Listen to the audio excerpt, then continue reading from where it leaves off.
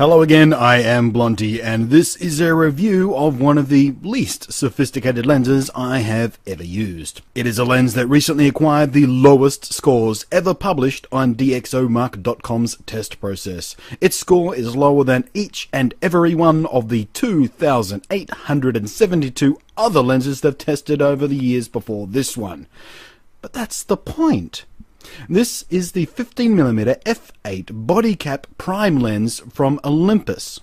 It goes by the fairly self-explanatory moniker BCL-15. That's body cap lens, 15 for 15mm. And it's been specifically, well, let's choose a kind word and say it's been specifically crafted to be a toy, a fun thing to slap on your Micro Four Thirds camera body and go experimenting.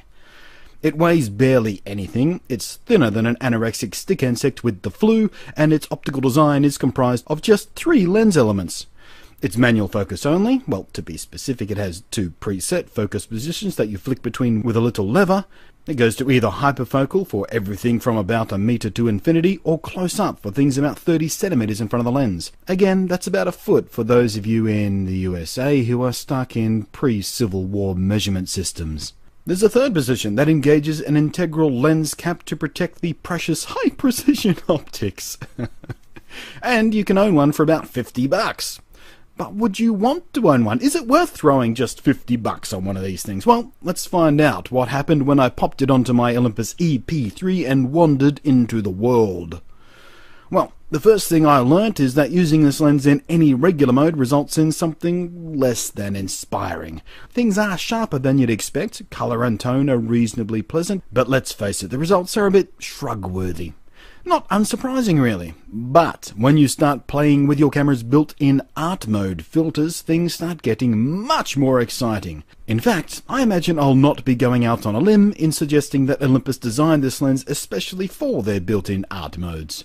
So once I flicked over into these, at least in my case, often ignored art mode filters, a smile started to creep across my face. Suddenly, this silly little lens started to make sense to me, and my curiosity in it, and my small gamble of throwing $50 away on it, started paying off. There are 2 types of camera accessories I get excited about. The first is the practical ones, the ones that make shooting easier. The second are the ones that make shooting funner. Guess which one this is?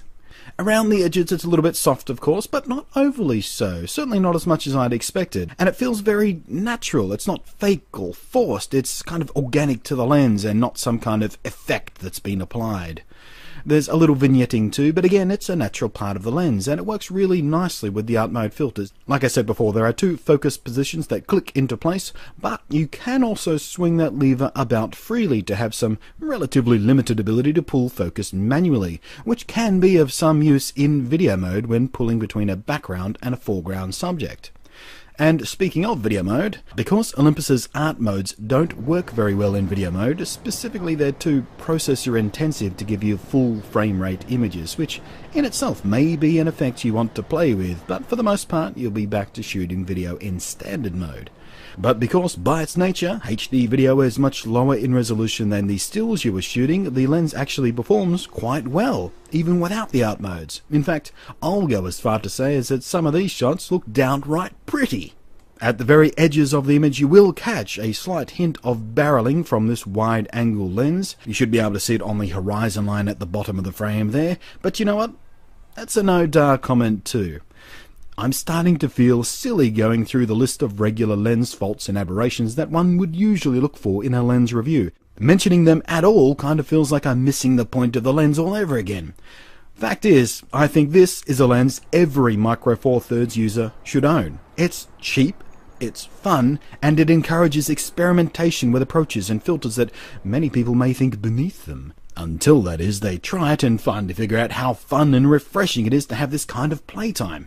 Street shooters will love this lens too. It has that kind of old school look that many street photogs love. The wide angle field of view is ideal for that type of photography, and as a bonus, the flat lens keeps your camera pocketable and very subtle looking if you prefer a candid shooting style.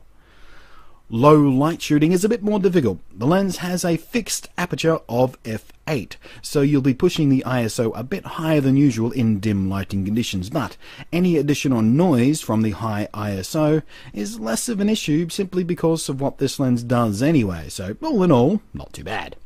But that said, this lens is certainly at its very best on bright, sunny days, fun days, days of adventuring outside, frolicking if you will. So yeah, final verdict, got a Micro Four Thirds system? Buy this lens. Seriously, just buy it. Go now, order it now. If you can't have some fun with this on your camera, then perhaps you need to have a longer talk with your therapist about upping your dosage. Because I am an incredibly cynical, very grouchy man at times, and I had a goddamn blast with this lens, and I will continue to do so. So anyone who can't have fun with this lens is probably best to stay away from society in general. Thanks for watching. I am Blunty, and I will catch you next time.